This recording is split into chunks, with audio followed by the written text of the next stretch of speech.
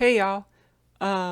So first and foremost, I just want to apologize for no video last week. Um, I kind of ran into some problems with my body's main central processing unit, i.e., my brain. Um, and like tried recording some things and it didn't work, and then tried doing some things and it didn't work, and then like just got lost in the whole thing, and it just kind of blew up in my face. And so we're starting afresh this week. And of course, why not start afresh with one of the more kind of serious topics that kind of hangs out in our community and is kind of used against us, detransitioning. Um, and if y'all have watched my transition timeline, you know that I did a stint of HRT and then detransitioned and then tried again. And This is just one of those things that's like a lot of like trans femme content, especially, is like, oh, look at me, like I've made it. I'm pretty. I'm now living full time as a woman. Life is great and life is better now. But there was some hard stuff. And so like kind of the hard stuff sometimes gets lost in the narrative. And it's worth kind of reminding that like as hard as this was, it's worth it, but it was still hard. Um, and so I don't know. This one in specifically, detransitioning is used against the trans community a lot, by right wing media and conservatives of like, oh, you shouldn't transition because look at this person, they detransitioned and they regretted transitioning, and like it's a very vocal minority of people who transition, very few detransition, even fewer detransition for that reason, which we'll get into in a little bit. Um, but kind of moving forward, this is your disclaimer, content warning. This is not the happiest video, not the happiest discussion, but it's worth going into. And so if like the normal things like dysphoria, mental health, like life problems like that, if you're in a place where that's possibly not healthy for you to listen to, like pause this, come back to it another time. I completely understand. Um, so kind of let's get some like terms through first, like what is detransitioning? Um, Detransitioning is basically, you've started transitioning, you've taken some steps, you think you have come to terms with the fact that you're probably trans, you're making some steps, whether it's social or medical or legal, to like go through and like figure out like, you've taken some steps, you've asked some people to switch over pronouns or something, or you've started medically transitioning and taking HRT. Um, and detransitioning is when you stop doing that and then you go back to your assigned gender at birth. Um, and so that's detransitioning. Um, is basically just not like stopping transitioning and going the other direction. Um, People like the reasons for detransitioning are extremely personal and kind of each person has their own. But like some of like the broad ones that are often seen in the community are like social stresses, or like you transitioned and it's not going well and it's just made life miserable and harder, and so um like it's just easier to be sad in your identity but like have everyone else be more accepting of you as like your assigned gender at birth. And so that's some of the reasons. And then the reason that is almost always touted by a certain side of the media is that you detransition because you regret the changes that happened and you never would want to go back and do that. And so that's like detransitioning is often used to like highlight how the dangers of transitioning will negatively affect people, when more often than not transitioning helps people feel a lot better, and helps mental health. And like more often detransitioners cite external reasons for detransitioning, rather than the internal reasons that are often used to like frighten people into staying away from trans people or into staying away from being trans or to just like say that this is something unnatural and evil and something that we shouldn't do at all. Um, and so, and that's a very small percentage. Like if we took percentage wise, about like 99%, like ish, it's like 98% of people who transition are happier and are more content in their preferred gender. And then 1 to 2% of people detransition.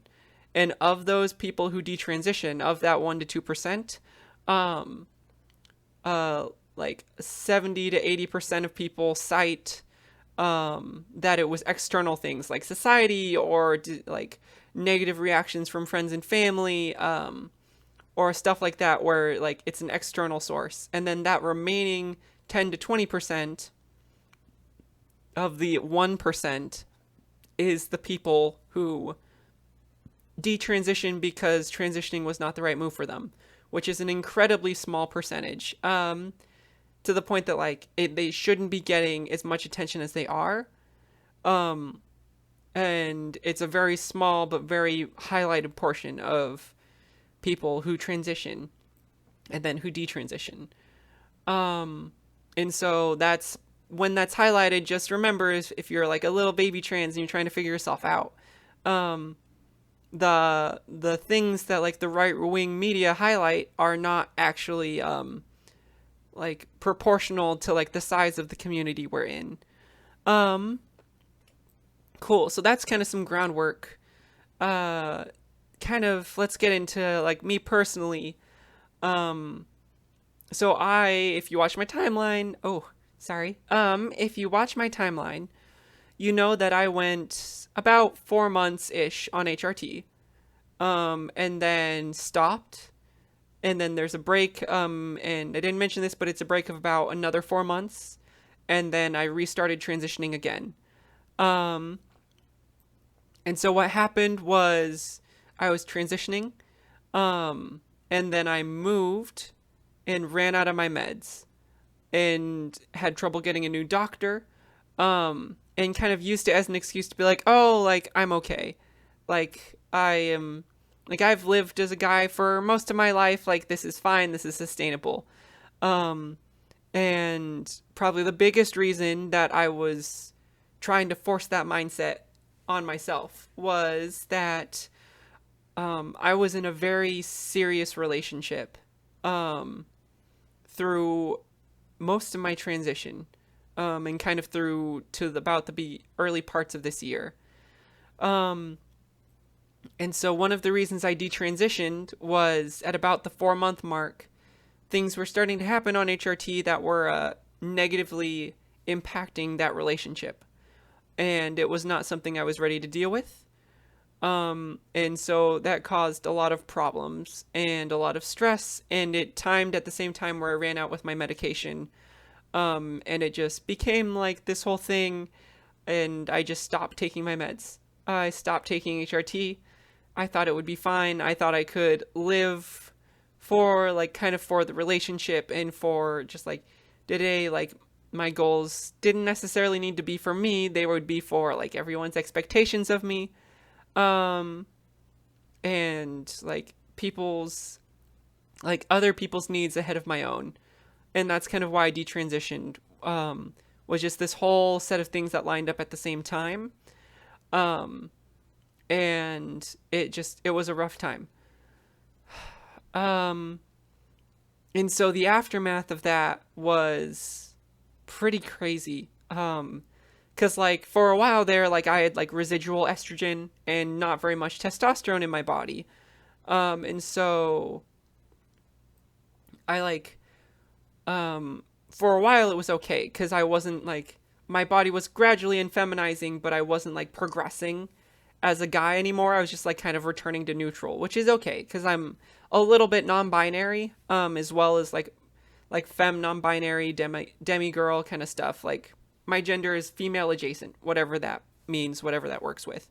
Um, and so I was okay with the in-between phase. But then what ended up happening was after a couple months of not being on my medication, not being on HRT, um, my body like switched back into progressing as a guy, as to like getting more facial hair, more shoulder width, less fat redistribution, returns to like where how my body was growing before, and not to how my body had been progressing on HRT.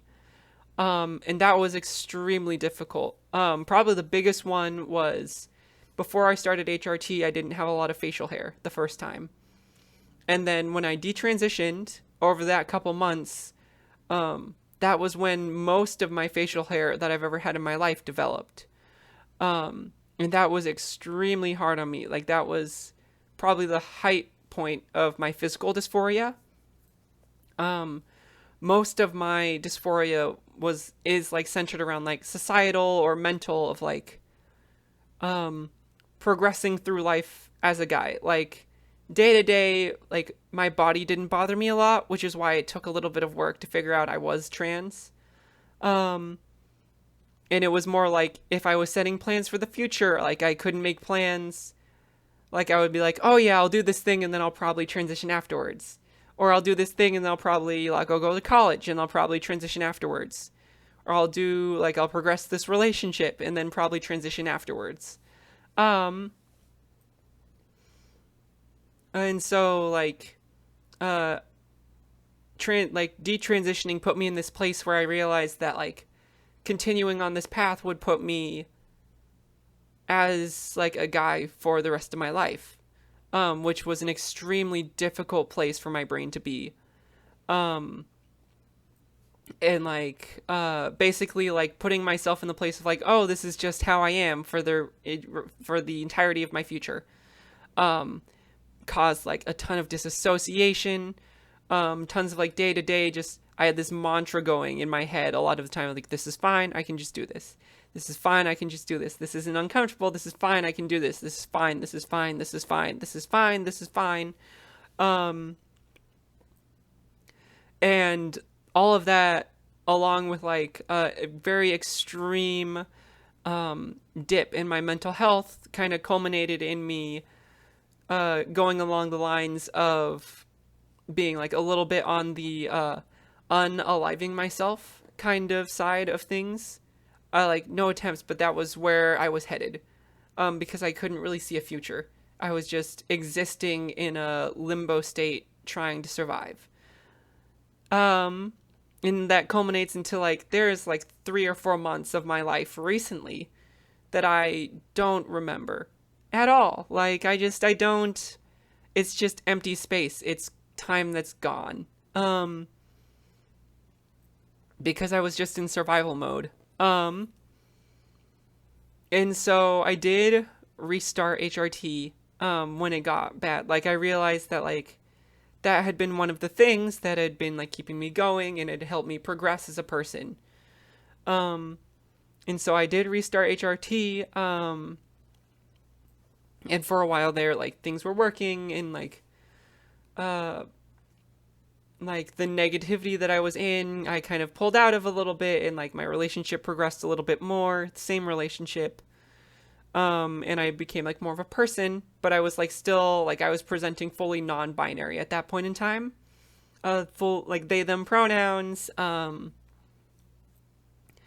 But eventually like I just kept like I wanted higher dosages. Like every time I would go into my doctor, they'd be like, "Oh, you're good to like go up a level. Do you want it?" And I was like, "Yes, absolutely I want that." And it kind of gets to the point where like it becomes more difficult to pass as a guy than to pass as a girl, pass as a woman. Um, like I didn't want to cut my hair. I was getting some chest development. I was getting some hip development. I was wearing clothes that were too big and baggy and layers, and like my face was changing shape. My facial hair had thinned out. Which doesn't ever leave unless you get laser. Facial hair, it just kind of thins a little bit. So I did get laser. Minor details. And so that kind of culminated with um I am presenting full time as female now, which is really good and really great and really awesome because it allows my brain to be present, it allows me to be present, It allows me to think about the future more. I'm more of a person now. Like I'm living more like more selfishly, but more for myself and more for my goals and more for pushing forward my own narrative. Um, but and like those are all amazing, great things, and this process has been incredibly helpful. But it has taken like that very serious relationship with person that I am no longer close to, but was fell apart because of HRT.